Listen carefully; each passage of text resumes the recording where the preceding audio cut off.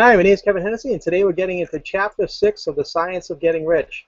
And again, if you don't have the book and you want it, you can go to the link below and get the book for yourself to read along. And you can also go back to other chapters that I've already read aloud on the blog as well. So here we go, How Riches Come to You. When I say that you do not have to drive shop bargains, I do not mean that you do not have to drive any bargains at all, or that you are above the necessity for having any dealings with your fellow men. I mean, you will not need to deal with them unfairly. You do not have to get something for nothing, but can give to every man or woman more than you take from him or her. You cannot give every man or woman more in cash market value than you can take from him or her, but you can give him or her more in use value than the cash value of the thing that you take from him or her. The paper, ink, or in any other material in this book may not be worth the money you pay for it, but the ideas suggested by it bring you thousands of dollars. You have not been wronged by those who sold it to you. They have given you a great use value for a small cash value. Let us suppose that I own a picture by one of the great artists, which in any civilized community is worth thousands of dollars. I take it to Baffin Bay, and by salesmanship, induced an Eskimo to give a bundle of furs worth $500 for it. I have really wronged him, but he has no use for the picture. It has no use value to him. It will not add to his life. But suppose I give him a gun worth $50 for his furs, then he has made a good bargain. He has use of the gun. It will get him many more furs and much food. It will add to his life in every way. It will make him rich. When you rise from the competitive to the creative plane, you can scan your business transaction very strictly. And if you are selling any man or woman anything which does not add more to his or her life than the thing that he gives you in exchange, you can afford to stop it. You do not have to beat anybody in business. And if you are in a business which does beat people, get out of it at once. Give every man or woman more in use value than what you take from them in cash value. Then you are adding to the life of the world by every business transaction. If you have people working for you, you must take from them more in cash value than you pay them in wages.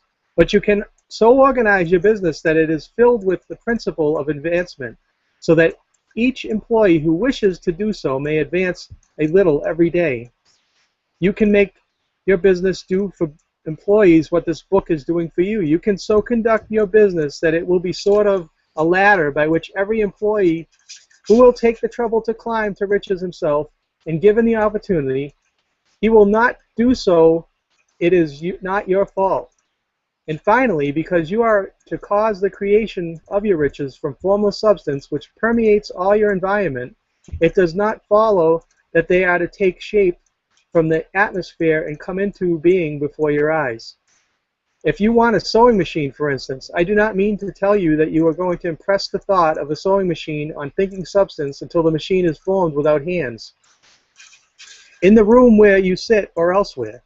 But if you want a sewing machine, hold the mental image of it with the most positive certainty that it is being made or is on its way to you.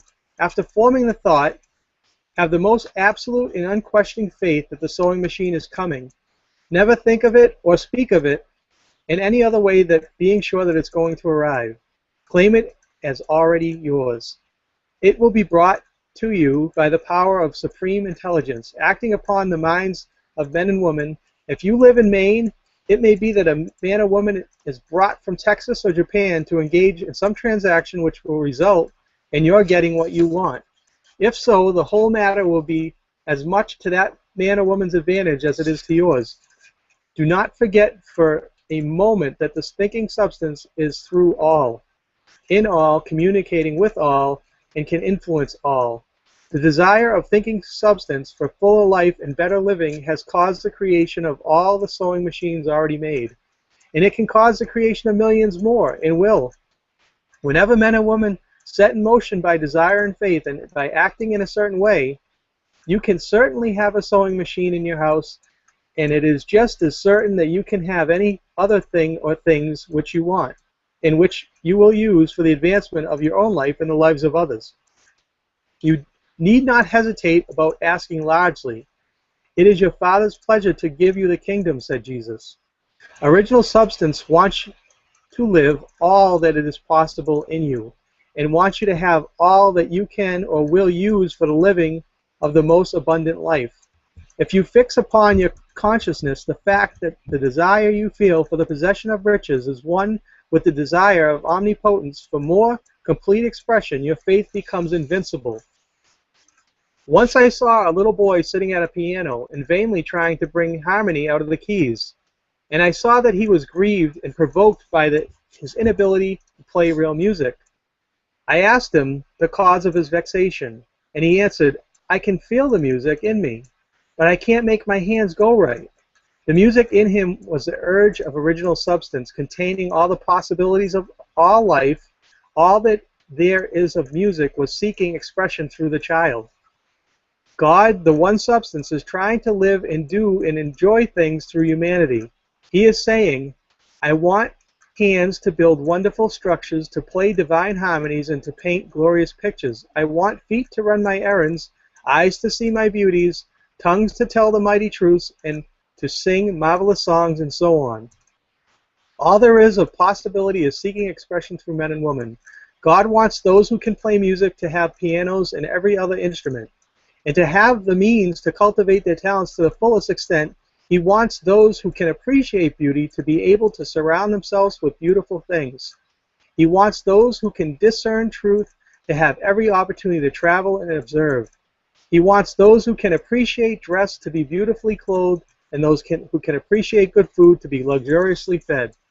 He wants all these things because it is himself that enjoys and appreciates them. It is God who wants to play and sing and enjoy beauty, and proclaim truth and wear fine clothes and eat good foods. It is God that worketh in you will and to do, said Paul. The desire you feel for riches is infinite, seeking expression himself in you, as he sought to find expression in the little boy at the piano. So you need not hesitate to ask largely. Your part is to focalize and express the desire of God. This is a difficult point with most people. They retain something of the old idea that poverty and self-sacrifice are pleasing to God. They look upon poverty as a part of the plan, a necessity of nature. They have the idea that God has finished his work and made all that he can make, and that the majority of men and women must stay poor because there is not enough to go around. They hold to so much of this erroneous thought that they feel ashamed to ask for wealth. They try not to want more than a very modest competence, just enough to make them fairly comfortable. I recall now the case of one student who was told that he must get in mind a clear picture of the things he desired, so that the creative thought them might be impressed on the formless substance. He was a very poor man living in a rented house and having only what he earned from day to day, and he could not grasp the fact that all wealth was his. So after thinking the matter over, he decided that he might reasonably ask for a new rug for the floor of his best room, and an anthracite coal stove to heat the house during the winter. Following the instructions given in the book, he obtained these things in a few months, and then it dawned upon him that he had not asked for enough. He went through the house in which he lived and planned all the improvements he would like to make in it. He mentally added a bay window here and a room there until it was complete in his mind as his ideal home, and then he planned its furnishings. Holding the whole picture in his mind, he began living in a certain way and moving toward what he wanted. And he owns the house now and is rebuilding it after the form of his mental image. And now, with still larger faith, he is going on to get greater things. It has been unto him according to his faith, and it is so with you and with all of us. And that concludes chapter 6. So that's why it's so important to form a clear mental picture of what you want. And every day, you think about it just like it's already there, like playing a mental movie in your head of how you want anything to go in your life. And then just take those necessary steps each day, because you have to take action, because if there's no action, there's going to be no result. But if you take that actions with that clear confidence and belief you're going to get it, you'll get closer and closer to your goals every day. So that's what I want to share with you today. I hope you're having an awesome one. And again, you can get the book on the blog if you want, and check out the other chapters as well. So hope you have an awesome day, night, wherever you may be. and I'll talk to you soon. Bye.